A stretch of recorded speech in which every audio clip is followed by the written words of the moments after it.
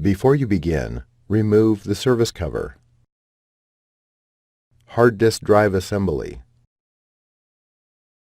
Optical drive.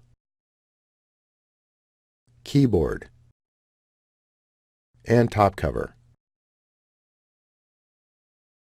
Removal. Remove the two 6mm T9 Torx head screws that secure the battery to the base enclosure. Important! There are no screws securing the battery to the base enclosure on the 15-inch version of the notebook. Lift the battery out of the cradle on the base enclosure and remove.